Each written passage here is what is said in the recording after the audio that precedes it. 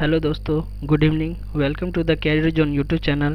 तो दोस्तों, जैसा कि हम जानते हैं कि इस सीरीज़ में हम साइंस के महत्वपूर्ण प्रश्नों को करते हैं जो आने वाले सभी एग्जामों के लिए महत्वपूर्ण है। ऐसा नहीं कि सिर्फ रेलवे ग्रुप डी के लिए महत्वपूर्ण है, ये आने वाले सभी एग्जामों के लिए महत्वपूर्ण है, क्योंकि आप सभी भी जानते होंगे कि साइंस का जो सिलेबस होता है लगभग सभी एग्जामों में सेम ही होता है। और हम इस सीरीज़ में 20 क्वेश्चन को करते हैं और ये सीरीज़ रोज़ रात 8 बजे आती है।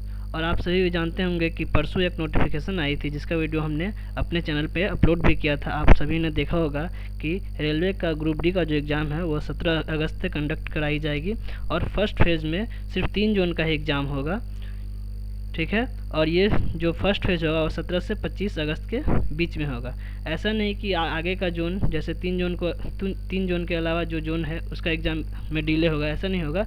उसका भी नोटिफिकेशन जल्द ही दे दिया जाएगा कि कब तक होगा। दोस्तों, यदि आपको वीडियो पसंद आती हो तो वीडियो को लाइक कीजिएगा और साथ पे अपने दोस्तों के साथ शेयर भी कीजिएगा। एक और नोटिस है इम्पोर्टेंट, देख लीजिए। यदि आप हमारे व्हाट्सएप ग्रुप से जुड़ना चाहते हैं तो इस नंबर पर मैसेज कर सकते हैं, हम आपको ऐड कर देंगे। और आप हमसे इंस्टाग्राम पेज से भी जुड़ सकते हैं। पेज का नाम है करंट अफेयर्स जोन, जहां 2,25,000 स्टूडेंट जुड़ चुके हैं। और आप हमसे टेलीग्राम लिंक की सहायता से टेलीग्राम ग्रुप में भी जुड़ सकते हैं। जो भी स्टूडेंट नए हैं इस चैनल पे, वो इस चैनल को सब्सक्राइब कर लेंगे और साथ ही बेल आइकन को दबा लेंगे, जिससे इस चैनल से जुड़ी आपको सारी अपडेट्स मिल जाएगी। तो चलिए दोस्तों, बिना टाइम गवाए आज का पहला प्रश्न देखते हैं क्या है। सामान्य तौर पर गैलन डैश इस्तेमाल किया जाता है। अब गैलन का इस्तेमाल किसके लिए किया जाता है, ये क्वेश्चन पूछा गया है हमसे। तो हमसे गैलन, आप सभी जानते होंगे गैलन का इस्तेमाल आयतन मापने के लिए किया जाता है, क्योंकि एक गैलन बराबर क्या होता है, एक गैलन बराबर होता है 3.78 लीटर, यही होता है। तो ये आयतन का ही मात्रक है, ठीक है। तो चलिए देखते हैं नेक्स्ट प्रश्न क्या है। मोटर गाड़ी का ऑडोमीटर क्या मापा जाता है। अब मोटर गाड़ी में जो ऑडोमीटर होता है उससे क्या मापा जाता है। तो आप सभी भी देखे होंगे कि मोटरसाइकिल या कार वगैरह में रहता है, ऐसे करके स्पीड दिखाता है जिसमें। तो ऐसे यहाँ पे डिजिट लिखा रहता है 10, 20, 30, 40, 50, 60, ऐसा करके लिखा रहता है। और बीच में एक एरो होता है। एरो ये शो करता है कि अभी जो मेरा कार या बाइक कितना का स्पीड पे चल रहा है, जैसे 20, 30, 60, 40 ऐसे करके वो शो करता है, ठीक है। तो ये जो एरो शो कर रहा है इसे तो बोलते हैं स्पीडोमीटर, क्योंकि ये हमें क्या दिखाता है, स्पीड दिखाता है। इससे हम स्पीड को मेजर करते हैं, ठीक है। और देखते होंगे कि ऊपर में ऐसे करके एक बॉक्स रहता है, उसमें ऐसे करके बना हुआ रहता है, डिजिट लिखा रहता है 2, 4, 8, 6 जो भी लिखा रहता है। तो ये क्या दिखाता है, यही होता है ऑडोमीटर। और ये क्या दिखाता है कि हमारा बाइक या कार अभी तक कितना डिस्टेंस ट्रेवल किया है। तो इसका मतलब क्या हुआ, ऑडोमीटर जो होता है वो डिस्टेंस मापता है, दूरी मापता है, और स्पीडोमीटर स्पीड बताता है कि कितना स्पीड से मेरा गाड़ी चल रहा है। समझ गए। तो ये दोनों ऑडोमीटर और स्पीडोमीटर याद रखिएगा। चलिए नेक्स्ट प्रश्न देखते हैं। जब एक दबी स्प्रिंग अच्छा स्लंकी है, ठीक है, ये भी लिखा हुआ है, ठीक है, को छोड़ा जाता है तो वह स्थितिज ऊर्जा को बदलता है। तो मान लीजिए कि एक दबा हुआ स्प्रिंग है, ये स्प्रिंग दबा हुआ है, मान लीजिए इस पर हम कोई फोर्स लगा के इसको दबा दिए हैं। और स्प्रिंग का नॉर्मल जो अवस्था होता है, सामान्य अवस्था ये है, इसी पे हम फोर्स लगाए हैं तो ये स्प्रिंग ऐसा हो गया है। अब हमसे बोला गया है जब दबा हुआ स्प्रिंग में जब किसी चीज़ को हम दबाते हैं, कोई वर्क डन करते हैं किसी स्प्रिंग पे दबाने के लिए, या इसे, जैसे ये सामान्य स्थिति है, मान लीजिए इसको हम अगर इस साइड फोर्स लगाए तो दब जाएगा, और यही स्प्रिंग पे हम इस साइड फोर्स लगाए तो ये लंबा हो जाएगा, ठीक है। तो इसी को बोलता है, अगर कोई भी फोर्स लगा के किसी स्प्रिंग पे उसका साइज में परिवर्तित करते हैं तो वो जो वर्क डन होता है वो स्प्रिंग में पोटेंशियल एनर्जी के फॉर्म में समाहित हो जाता है, या फिर स्थितिज ऊर्जा के रूप में समाहित हो जाता है, बोल सकते हैं। चाहे दबाएंगे चाहे इसको बाहर की ओर खींचेंगे, फिर भी इसमें पोटेंशियल एनर्जी के तौर पे इसमें ऊर्जा समाहित हो जाएगा। तो यही बोल रहा है कि अभी हमसे पूछा गया है कि स्प्रिंग कंप्रेस्ड स्प्रिंग है, दबी हुई, तो इस अवस्था को लेकर चलेंगे, नीचे वाला अवस्था को नहीं, इसको लेकर नहीं चलेंगे अभी। तो देखिए इसमें अगर दबा के है तो इसमें क्या है, पोटेंशियल एनर्जी। और बोल रहा कि जैसे छोड़ेंगे तो इसमें से फोर्स लगा के है। अब फोर्स को जैसे ही हटाएंगे तो क्या होगा, ये अपना सामान्य स्थिति में आ जाएगा। अचानक से क्या होगा, स्प्रिंग ऐसे करके इधर आएगा, बाहर की ओर भागेगा सामान्य स्थिति में आने के लिए। सामान्य स्थिति में आने के लिए जब इधर बाहर की ओर भागेगा तो इसमें क्या वेलोसिटी आ जाएगा, वेग आ जाएगा, वेग आ जाएगा। और जैसे ही वेग आएगा तो इसका जो गतिज ऊर्जा हो जाएगा बढ़ जाएगा, मतलब स्थितिज ऊर्जा था। स्प्रिंग का स्थितिज ऊर्जा का फॉर्मूला क्या होता है, हाफ के एक्स स्क्वायर, ठीक है। तो यही जब इसमें वेलोसिटी आ जाएगा तो ये गतिज ऊर्जा में परिवर्तित हो जाएगा, ठीक है। चलिए नेक्स्ट प्रश्न देखते हैं। एक खींचे हुए धनुष से तीर छोड़ते समय धनुष की स्थितिज ऊर्जा किसमें बदलती है। मान लीजिए कि ये धनुष है, खींचा हुआ धनुष है, यानी इसमें तीर लगा हुआ है, खींचा हुआ धनुष है और इसमें तीर ऐसा करके लगा हुआ है। तो यही सेम ही प्रश्न है पिछले प्रश्न के जैसा, बस उसमें स्प्रिंग था और इसमें खींचा हुआ धनुष है। जब धनुष को खींचा जाता है, स्थिति परिवर्तित की जाती है, तो इसमें पोटेंशियल एनर्जी समाहित हो जाती है, स्थितिज ऊर्जा समाहित हो जाती है। जब तीर को हम छोड़ेंगे तो क्या होगा, तीर में वेग आ जाएगी, गति आ जाएगी, और गति आएगी तो इसका जो पोटेंशियल एनर्जी था वह गतिज ऊर्जा में बदल जाएगी। तो हमारा आंसर हो जाएगा गतिज ऊर्जा, ठीक है। चलिए नेक्स्ट प्रश्न देखते हैं, सेम ही प्रश्न था। एक संपीड़ित स्प्रिंग में सामान्य स्प्रिंग की तुलना में डैश में ऊर्जा होती है। अब मान लीजिए हमसे पूछा गया है, एक संपीड़ित स्प्रिंग है जिसको हम फोर्स लगा के दबा दिए हैं, और एक है सामान्य स्प्रिंग, ठीक है, जिसपे कोई फोर्स नहीं है। अब जिसमें कोई फोर्स नहीं है उसमें ना ही पोटेंशियल एनर्जी होगी, ना ही काइनेटिक एनर्जी होगी, यानी न ही स्थितिज ऊर्जा होगी और ना ही गतिज ऊर्जा होगी। लेकिन जब हम इस पर फोर्स लगाएंगे, कोई वर्क डन करेंगे इस पर, तो ये वर्क डन इसमें स्प्रिंग में पोटेंशियल एनर्जी के फॉर्म में इसमें समाहित हो जाएगी। जब इस पर वर्क डन करेंगे तो पोटेंशियल एनर्जी के तौर पे ये स्प्रिंग में समाहित हो जाएगी। तो जब देखिए सामान्य स्थिति में कोई एनर्जी है नहीं है, लेकिन स्प्रिंग को जब दबा देंगे तो इसमें एनर्जी आ जाएगी। तो वही हमसे पूछा गया है कि संपीड़ित स्प्रिंग में सामान्य स्प्रिंग की तुलना में क्या अधिक ही है, इसमें तो एनर्जी नहीं, इसमें तो है, तो इससे तो अधिक हुआ। तो हमसे यही पूछा गया था, अधिक ऊर्जा होती है। चलिए नेक्स्ट प्रश्न देखते हैं। किसी वस्तु के द्रव्यमान का मापन किसका मापन कहलाता है। अब किसी वस्तु का द्रव्यमान का मापन किसका मापन कहलाता है, जड़त्व का मापन कहलाता है, ठीक है। चलिए नेक्स्ट प्रश्न देखते हैं। समय के साथ किसी वस्तु का वेग दिखाने वाला ग्राफ को कहा जाता है। अब समय के साथ किसी वस्तु का वेग का ग्राफ जो होगा वो किसको दिखाएगा, तो यहाँ देखिए समय के साथ क्या है, वेग।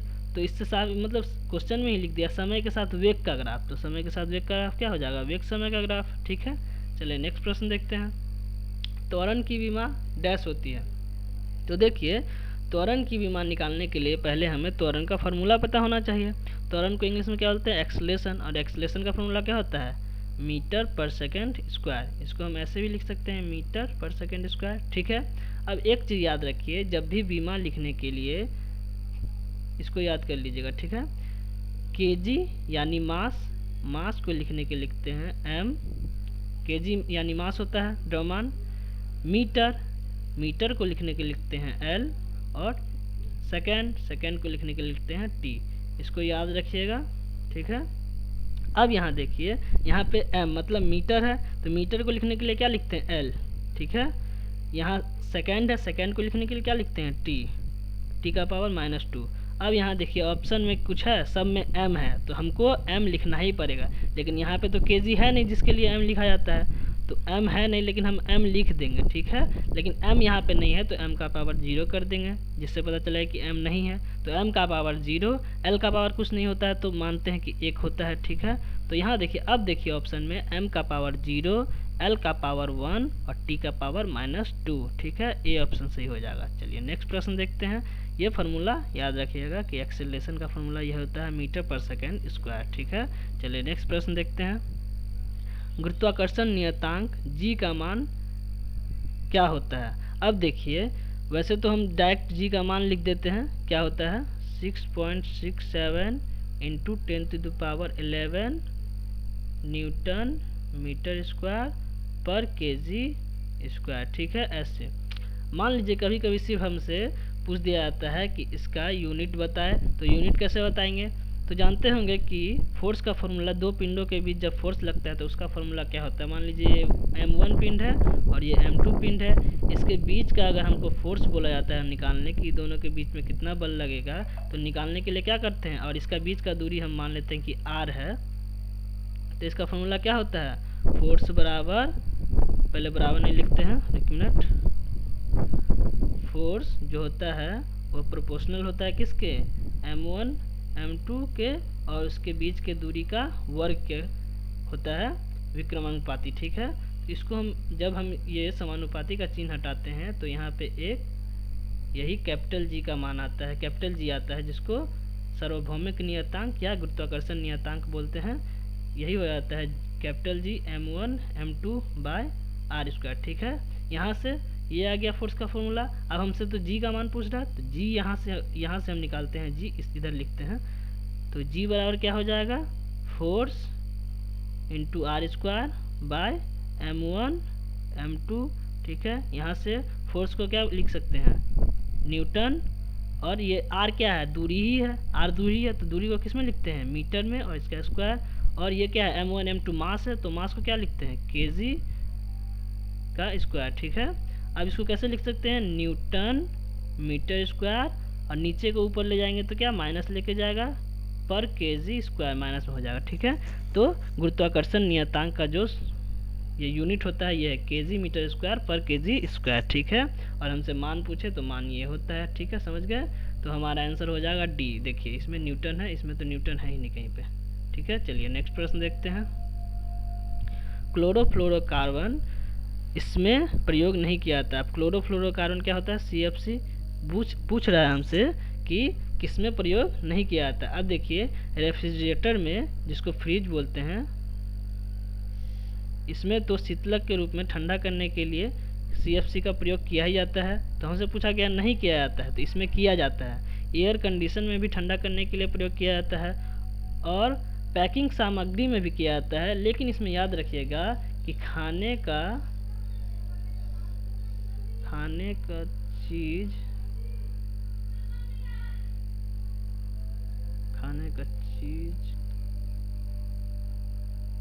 का पैकिंग,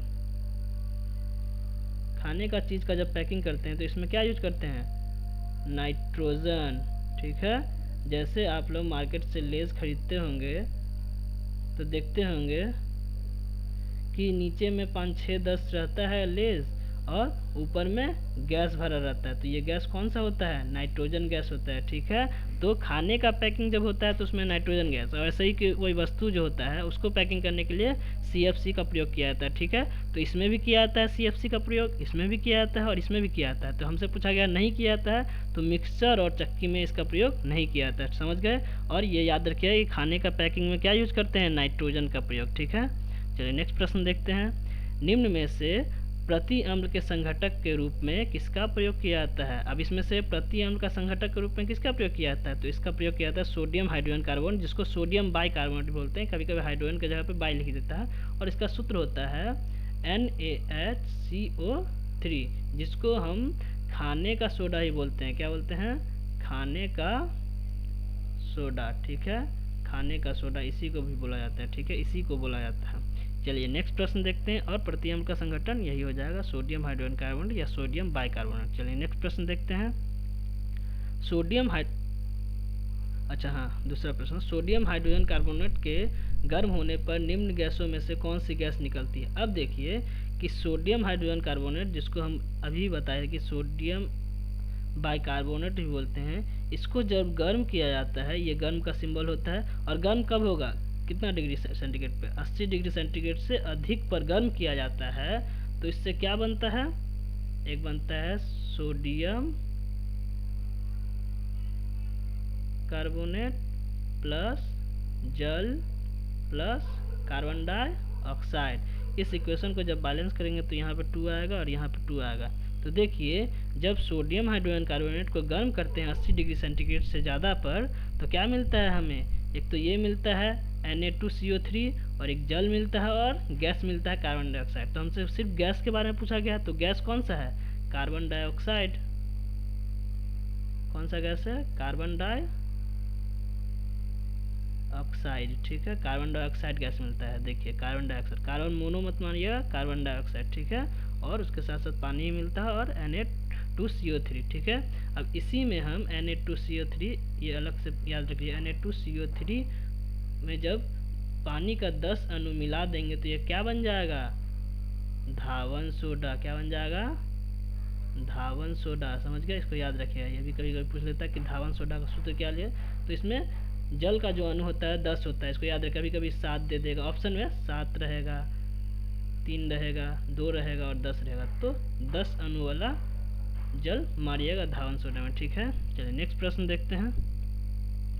MaO का विलयन डैश होता है। अब जानते होंगे कि एक होता है धातु, धातु का ऑक्साइड, धातु जब ऑक्सीजन से प्रतिक्रिया करती है तो धातु का ऑक्साइड होता है, और एक होता है अधातु का ऑक्साइड, ठीक है। तो धातु का ऑक्साइड जो होता है वह होता है क्षारीय प्रकृति का, जिसको हम लोग बोलते हैं बेसिक नेचर का, और जो अधातु का जो ऑक्साइड होता है वह होता है अम्लीय प्रकृति का, जिसको बोलते हैं एसिटिक, एसिटिक क्या होता है, एसिटिक, ठीक है, एसिटिक नेचर का। लेकिन एक अपवाद याद रखिएगा, अपवाद याद रखिएगा कि एल्युमिनियम,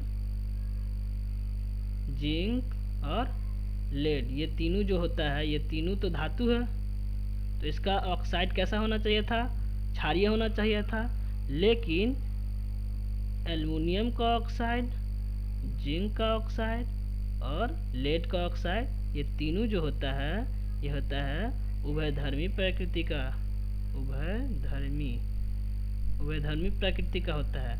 उभयधर्मी प्रकृति का मतलब क्या होता है, ये एसिड का भी गुण शो करता है और बेस का भी गुण शो करता है। तो ये 3 अपवाद है, होना तो चाहिए था, ये धातु है तो धातु के मुताबिक होना चाहिए था क्षारीय, लेकिन ये 3 अपवाद है, इसको याद रखिएगा। एल्युमिनियम, जिंक और लेड, ये तीनों का जो होता है परमाणु संख्या इसका 13 होता है, इसका होता है 30 और इसका होता है 82, ठीक है, परमाणु संख्या याद रखिएगा। और ये तीनों उभयधर्मी होता है, ठीक है। तो हमसे पूछा गया MgO, तो MgO तो इसमें नहीं आता है, तो MgO क्या है, Mg क्या है, मैग्नीशियम, मैग्नीशियम क्या होता है, धातु, और धातु का ऑक्साइड कैसा होता है, क्षारीय होता है, तो क्षारीय होता है, ठीक है। चलिए नेक्स्ट प्रश्न देखते हैं। मैग्नीशियम रिवर एक चमकदार डैश लॉ के साथ जलती है, ठीक है। तो मैग्नीशियम का जो रिबन होता है वो सफ़ेद लौ के साथ जलती है, ठीक है। जब मैग्नीशियम रिवर को जलाते हैं तो सफ़ेद लौ निकलती है, ठीक है। चलिए नेक्स्ट प्रश्न देखते हैं। काटी अंक का संबंध डैश से। अब काटी अंक का संबंध किससे है, काटी अंक का संबंध होता है शून्य से, समझ गए, शून्य से। चलिए नेक्स्ट प्रश्न देखते हैं। निम्नलिखित में से कौन अस्थिबंध लिगामेंट द्वारा जुड़ा रहता है, अस्थिबंध लिगामेंट द्वारा जुड़ा रहता है। इसका हिंदी नाम याद मत कीजिएगा, इंग्लिश ही याद कीजिएगा, क्योंकि इंग्लिश ही अक्सर एग्जाम में दिया जाता है। तो देखिए 2 चीज़ को जोड़ता है, एक हड्डी को हड्डी से जोड़ता है,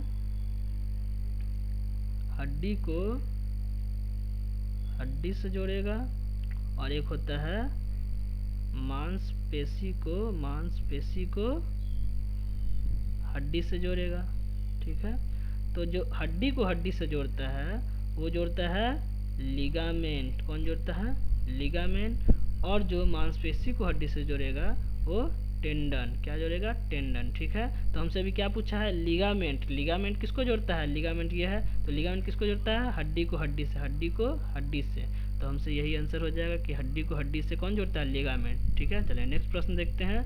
निम्नलिखित में से किसकी उच्च स्तर में उपस्थिति से मधुमेह डायबिटीज होती है। अब शरीर में किसकी उपस्थिति ज़्यादा हो जाएगी जिससे हमें मधुमेह रोग हो जाएगी, यानी डायबिटीज़ हो जाएगी। तो आप सभी जानते होंगे कि शरीर का अग्नाशय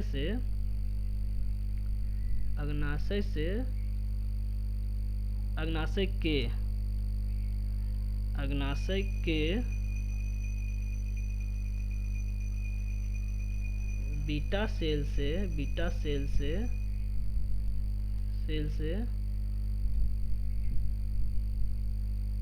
इंसुलिन स्रावित होती है, जो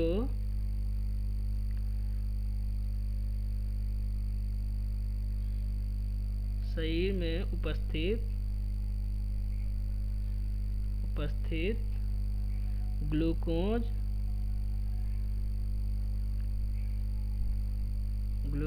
को ग्लाइकोजन में बदल देती है। ठीक है, तो इंसुलिन का काम क्या है? इंसुलिन का काम क्या है? जो हमारे शरीर में जो ग्लूकोज होगा, एक्सेस ग्लूकोज होगा, उसे ग्लाइकोजन में बदल देगी, जिससे हमें मधुमेह बीमारी नहीं होगी। इसका मतलब क्या हो गया कि मधुमेह बीमारी उसी को होता है जिसके शरीर में ग्लूकोज की मात्रा अधिक हो जाती है, क्योंकि ग्लूकोज तो ये ग्लूकोज तो शर्करा ही होता है। ग्लूकोज का मात्रा अगर अधिक हो जाएगा हमारे शरीर में तो हमें डायबिटीज़ हो जाएगा। इसी के लिए कभी कभी देखते होंगे कोई इंसान इंसुलिन का सुई लेता है। इंसुलिन का सुई इसलिए लेता है क्योंकि उनके शरीर में इंसुलिन का स्रावित नहीं होता है और उनका शरीर में ग्लूकोज की मात्रा अधिक हो जाती है। इंसुलिन का सुई लेने से क्या होगा? ग्लूकोज को ग्लाइकोजन में बदल देगा, जिससे उसे मधुमेह से बचा हुआ रहेगा। ठीक है, तो किसके उपस्थिति अधिक हो जाती है तो डायबिटीज़ हो जाती है। ग्लूकोज का अगर उपस्थिति अधिक हो गया तो हमें डायबिटीज़ हो जाएगी। ठीक है, चलिए नेक्स्ट प्रश्न देखते हैं।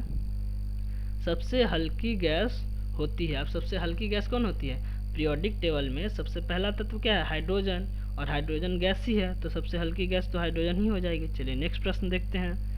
फुटबॉल में भरी जाती है, फुटबॉल में कौन सी गैस भरी जाती है? तो फुटबॉल में नाइट्रोजन गैस भरी जाती है। ठीक है, चलिए नेक्स्ट प्रश्न देखते हैं। हाइड्रोजन ये सबसे हल्की होती है हाइड्रोजन, लेकिन हाइड्रोजन जो होती है हाइड्रोजन जो होती है वह ज्वलनशील गैस होती है। हाइड्रोजन ज्वलनशील गैस होती है। ठीक है, ज्वलनशील गैस होती है,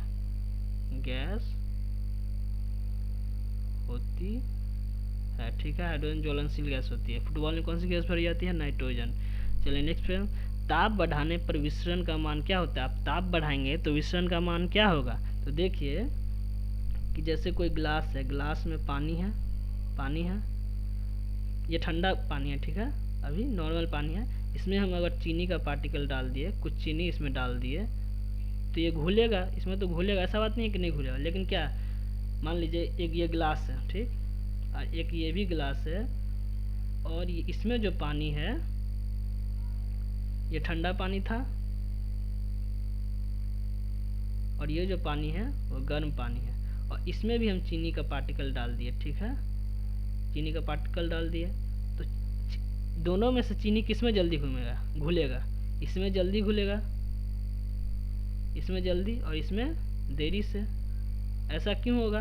क्योंकि जब ताप बढ़ाते हैं, यानी गर्म पानी में विसरण का मान अधिक होता है, गर्म पानी में विसरण जल्दी होगा, इस चीनी जल्दी घुल जाएगा। ठीक है, तो जब ताप बढ़ाएंगे तो विसरण का मान क्या होगा? बढ़ जाएगा, यानी गर्म पानी में चीनी जल्दी घुल जाएगी। ठीक है, तो विसरण का मान बढ़ता है।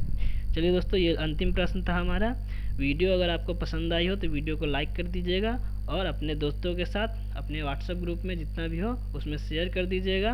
और जो भी स्टूडेंट इस चैनल पे नए हैं, इस चैनल को सब्सक्राइब कर लीजिएगा, और साथ में बेल आइकन को भी दबा लीजिएगा, जिससे इस चैनल से जुड़ी सारी अपडेट्स आपको मिल जाए।